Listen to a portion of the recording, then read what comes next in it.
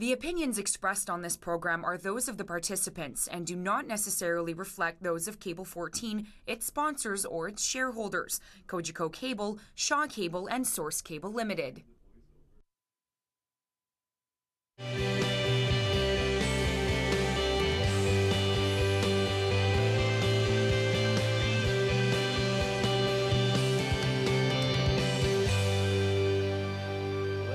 Welcome to the first episode of a brand new show on Cable 14 called Our City. This is a show where we'll be discussing what's going on in Hamilton. We'll be hearing it from the people who are doing whatever is going on. We'll be hearing from politicians, from developers, we'll be hearing from citizens alike, bringing people into the studio to hear what they have to say about the ideas, the issues, and the experiences of the Bay City. Today, I'm pleased to welcome Graham Crawford and Larry Deaney to the studio. They're joining us to speak about the idea of Hamilton receiving a casino in the downtown, and they've been duking it out on Twitter all day so far. They've been duking it out in the pages of Urbanicity, the paper that this television show is loosely affiliated with, and now they're going to duke it out in studio for you. So, gentlemen, the casino in downtown Hamilton. Graham, you've been very vocal against this proposition. Why is that exactly?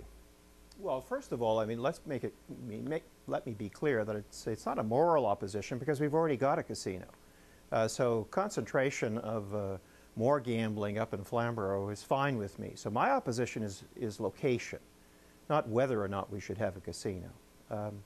There aren't any studies that I've seen that show that there's a business uptick in terms of local businesses with the presence of a casino. And quite frankly, the dollar amounts that are derived from the casino at the moment from Flamborough are about $4.2, $4.5 million a year, which represents less than 1/3 of 1% of the City of Hamilton's budget. I mean, I'm not scoffing at $4.5 million, but let's put it in perspective. And I don't think it is the highest and best use of our downtown core, our assets, and best use of our vision. So we're clearly noting the difference in between having a casino at all and having a casino downtown. Larry, what do you think? Well, I would make the direct opposite arguments to Graham, that location is what concerns me rather than a gambling opportunity. And our location downtown especially is the subject of ridicule sometimes, and it pains me to see that. We've seen it just recently with that fella from the Canadian Open who came and praised the venue, the golf club, and bemoaned the state of our downtown. I'm tired of hearing those criticisms. And we look around the downtown, we can revitalize an important aspect of the downtown. Take your pick. We got lots of them where you can put a quality hotel, you can attract some restaurants, you can attract some gaming and entertainment that goes with it, and some dollars. Graham pointed out that we currently receive $4.5 million from Flamborough, and that's a half a casino. It's just slots. If you have a full casino, one City Hall staffer told me, up to $15 million per year could be derived. That's 3 percentage points off your taxes, folks. If you think we can afford to give up that opportunity, think again. So well, that is not what Brantford's getting, Larry. No, they're getting they have a full casino, and they're getting the same amount we've been receiving. Well, I've been to Brantford once, and I think that they were essentially much smaller than the one that might be envisioned in the city. But I've got this straight from a staffer, a financial guy in the city of Hamilton, who talked about $14 to $15 million potentially. But even if it's half of that, even if it's $7 million, that's 1.5 percent off your taxes. We can be paying for a lot of programs in the city with that kind of money. So there's a bit of a clash here then between the idea of the value of the casino being that of monetary value and the value of the casino being that of a big shiny new object in our downtown, which may indeed attract spin-off business and tourists. Graham, is there something you referred a lot to in the pages of Urbanicity, you referred a lot to vision and the idea that this doesn't necessarily mesh with the idea of Hamilton's stated vision. Can you unpack that for us? Well, sure. Best place in Canada to raise a child, promote innovation, engage citizens, and provide diverse economic opportunities. It's a 5-point checklist. And this thing fails on all 5 counts, although I'm not fighting having a casino. It's the issue of location. I want our downtown to thrive as much as anybody. I spend a lot of my time down there. I've invested my money and my time down there. This is not the best use. This is yet another example of our politicians chasing shiny objects. And they do it all the time. And I want them to be, it's bankrupt thinking on the part of the provincial government and, in my view, the municipal government. And to think that having a casino downtown is the only way we're going to attract out-of-towners, I think is a red herring, it's false, and it's underwhelming, to say the least. Well, let me just point out that although you started by saying this is not a moral position, you sounded very preachy there. And of course, this isn't about one shiny object as being part of the revitalization of downtown.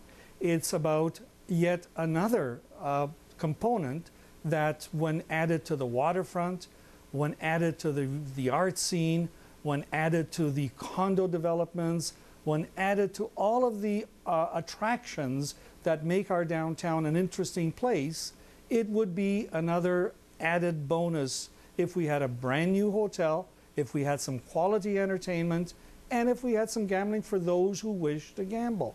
I don't think there's anything wrong with that, Graham. I don't either, Larry. We've already got HECFI. We've got enough space here for quality entertainment. We're just not booking them.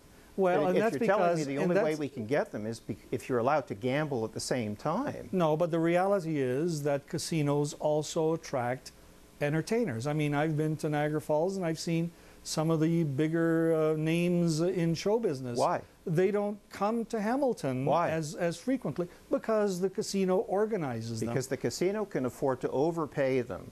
Well, but you know, be that as it may, why should we be lesser of a community that has those opportunities available for the residents than Niagara Falls or even Brantford? Right now we do have a casino, as you've pointed out, and it's in Flamborough. It's in the rural component of Flamborough, really in the middle of nowhere, and I love the community, but it's in the middle of nowhere. People are being bused there now, and they just are captive to the casino. Imagine if we had it in our core, in some part of our core, I don't know where.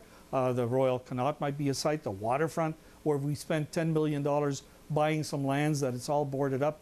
Buildings right now might be another site. I mean, there are no shortages of opportunities. If we had that, it would be yet another attraction for our core. Yeah, a downtown casino, in my opinion, would just be a great big vacuum cleaner. And all it will do is suck in people. And what will come out when they empty the dirt bag at the back of the thing will be millions of dollars that go mostly to Toronto, and we'll get a few nickels that go to our city hall. In terms of its impact on downtown, we know for a fact there's research that shows that restaurants and bars pre-existing lose when a casino comes to town.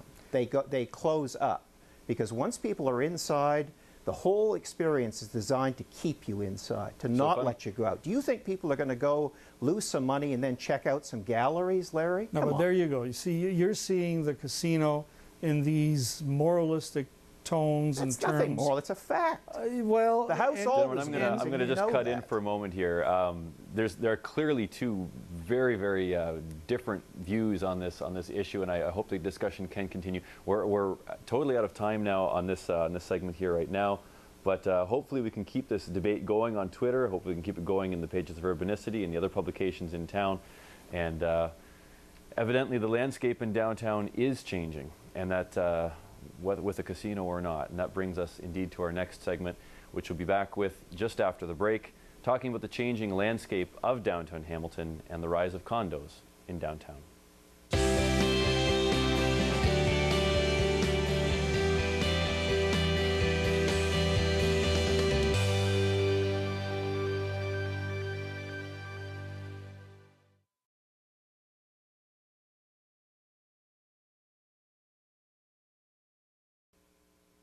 And welcome back to Our City. I'm your host, Martinus Geleynse, and we're talking about the changing face of Hamilton's real estate market. We're seeing something we haven't seen in a little while in downtown Hamilton, and that's cranes and new condominiums. And so to talk about that today, we've brought in Steve Kulikowski of Core Urban and Jeff Bonner of JAG Realty. So Jeff is obviously a real estate agent and Steve is a developer. So I figured these two gentlemen, they must know something about this. So Steve, what's going on in Hamilton? Why are you building condos? Well, I think anybody involved in the city or visiting the city is seeing significant change over the last few years. It's amazing to see, like you said, cranes, development, and people's attitudes have changed, that they want to be back in the city, and it's positive for growth, and we're excited. Excellent.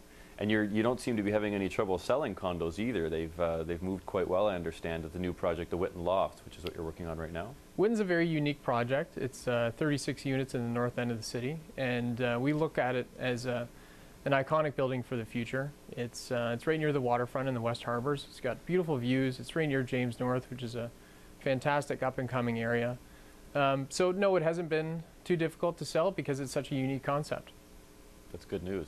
So Jeff, are we going to see more condos coming? What do you as a real estate agent see in the future of Hamilton's real estate market? Well, I see a lot of upward pressure on the real estate market from people looking from the Toronto area. We're going to, I think, see condos continue into 2013. We've had a lot more starts in the Hamilton area in 2012, about 4 times as many as in 2011 actually year to date. No kidding. Now, you mentioned people coming in from Toronto. Are you finding that Toronto buyers are looking more for condos, or are they happy to get a great big house for the price they might have had a condo for in Toronto? It's a good mix. You have buyers of all types coming from Toronto, both homeowners and home buyers looking for themselves, as well as investors. So they're looking more usually for single detached to duplexes and triplexes. But yeah, we have a lot of young urbane type professionals looking for condos. And overall then, is the market, the overall real estate market in Hamilton, is it doing well compared to the condo market individually, or are they pretty tied? They're fairly well tied. It changes from month to month, but the overall market is doing quite well. Again, you have outsiders looking at the Hamilton area as a more affordable alternative. We have fewer listings but more sales, so that's keeping the market healthy as far as price appreciation goes. Excellent. And Steve, now when you look at the data, when you look at who's coming to Hamilton, I don't know if you're working on another project, but let's say you are. What is it that you want to see in an area that makes you say, hey, I'm going to put up a condo here? Or what makes a market ripe for the picking, if you will? For us, purchasing a condo is very much about purchasing a lifestyle. So when we look towards a project, we look towards the livability or walkability of an area. So we're not, you can't really compare our company to a greenfield that would be looking for commuters, north of the highway.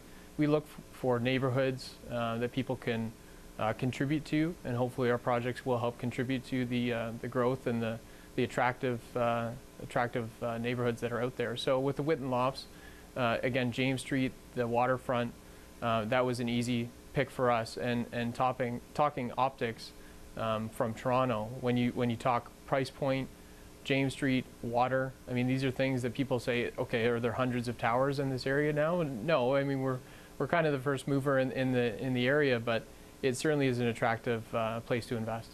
Yeah. Now looking at downtown Hamilton, especially, you're a little further away from the water.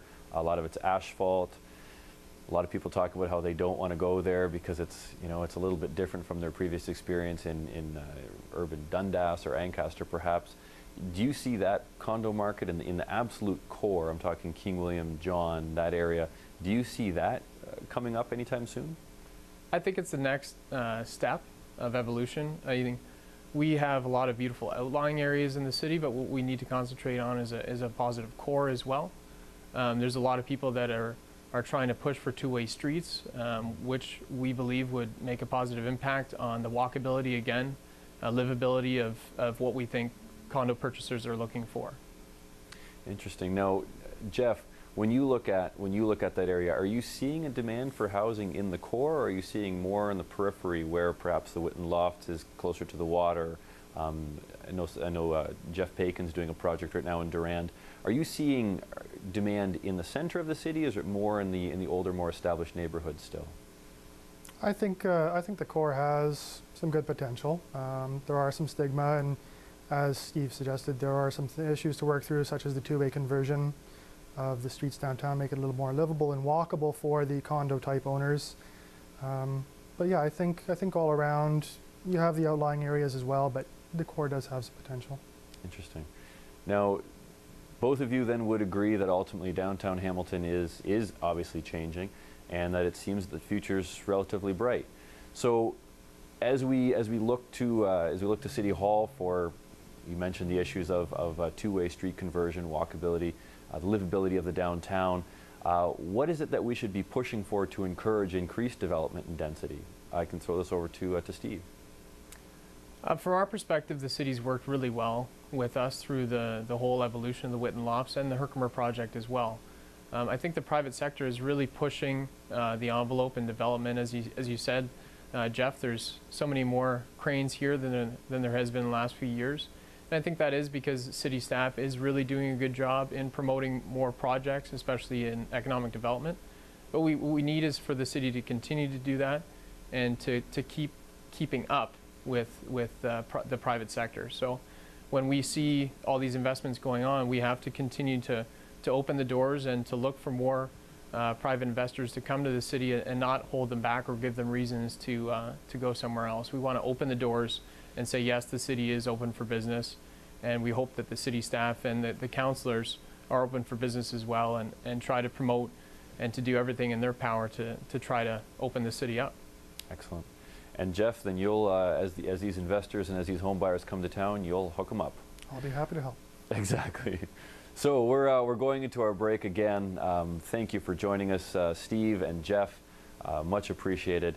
When we come back, we're going to be talking with Hamilton's own Joey Coleman, independent journalist extraordinaire.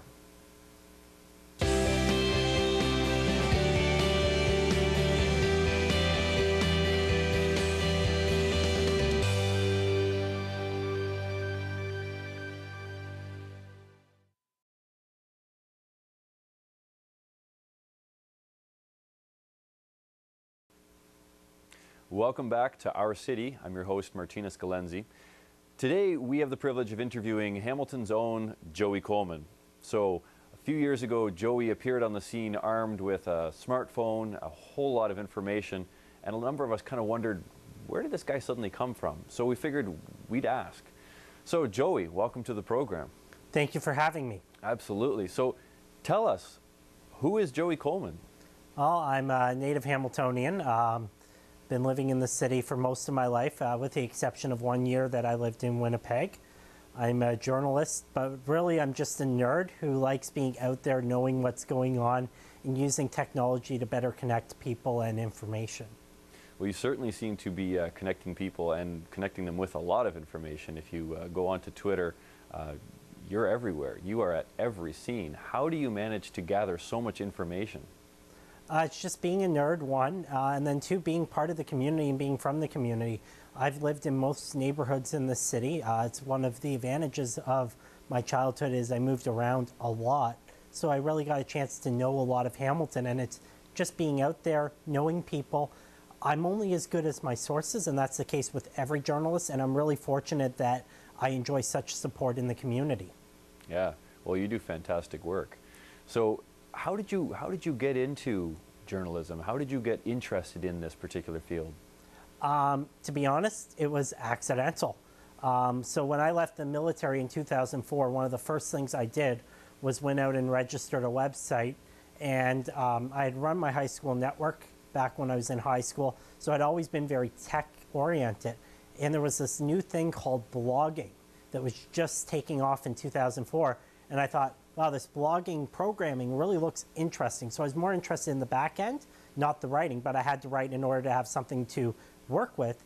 And from that, I just started writing. In 2005, I ended up on a student union council at the University of Manitoba, started writing about what I was learning about student politics, student news across the country. By 2007, my website was the leading source for higher education news in the country. And out of the blue one day, on my birthday of all days, I get a call from Maclean's magazine offering me a job there. And at that point, I became a professional journalist. And I absolutely love it. I can't think of a better field. You get to be out there meeting people, learning their stories, learning more about your city. So I spent 3 years at Maclean's, a year and a half at the Globe and Mail. and I decided that my passion was back here in Hamilton. I came back to Hamilton for a 4-month stint at the Hamilton Spectator and realized that this was where I wanted to do journalism. I had a great opportunity when I was at Maclean's. I had the chance to travel the country and the world covering stories, but nothing beats the stories here in Hamilton. I just love being here. Well, we're richer for having you. So explain now your new direction, because you are now essentially establishing yourself as a completely independent journalist. So tell us a little about that and how you're going about that, and perhaps how we can get involved. Well, the future of journalism, right now journalism is in flux. The old model is dead, and everybody's trying to figure out what is the new model for journalism. What is not in question at all is that journalism has to be of high quality, it has to be accurate, and I think the biggest change is it has to be raw, it has to be unfiltered. You need to let people see what you're seeing, and that's the next phase for me. Is I've covered city council meetings for the last 2 years. I attended my first city council meeting in 1995. I'm a political junkie and a news junkie. And so what I'm doing now is I'm trying to raise funds to buy equipment so that I can live stream every committee, every subcommittee meeting of city council, and be live anywhere in the city at any time. When news happens, I'm already there, but I can't fully bring it to people. I'm still filtering through my Twitter account. The next phase for journalism is local journalists that are supported by their community, that support their community, and it's crowdfunding. The old days of the giant conglomerate are dying, and I think it needs to be replaced by grassroots, community-level journalism, people who are from their communities, passionate about their communities, and really want to inform their fellow citizens. So very much what you're doing yourself. So give us very quickly, because we're just about out of time, give us how do we get in touch with Joey Coleman? What's your website, and how do we find you on Twitter? JoeyColeman.ca. I believe my name is scrolling underneath right now. And if you go to my site, there's a support button where you can support. It's as simple as signing up for the newsletter that I put out every morning. So every day at 8 a.m., you'll get a summary of all the news that's happening in Hamilton. More importantly, you'll get what news is about to happen and how you can get involved. Excellent. And there's also an Indiegogo campaign. I'm trying to raise $10,000, so you can make a small donation there as well. The idea being is a lot of people helping out in a small way, we can build Hamilton's first independent news outlet. And then also, this is a Canadian first. No other journalist in Canada is going live, online, streamed, unfiltered right now. This will be revolutionary. There's no doubt you are a pioneer in your own right. Joey, thanks so much for joining us today. We are out of time. This is Our City, and we'll be back on September 24th with another episode. I'm your host, Martinus Geleynse. Until then, take care.